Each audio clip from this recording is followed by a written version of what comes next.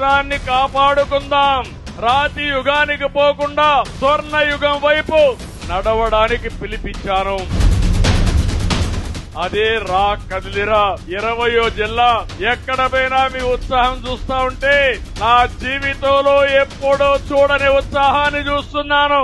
ఒక పక్క మా ఆడబిడ్డలు వీర వనితలుగా రోడ్డు మీదకి వచ్చారు, జెండా భుజాన పట్టుకుని చంద్రన్న మీ అంటే మేమని మా ఆడబిడ్డల ముందుకు వచ్చారు.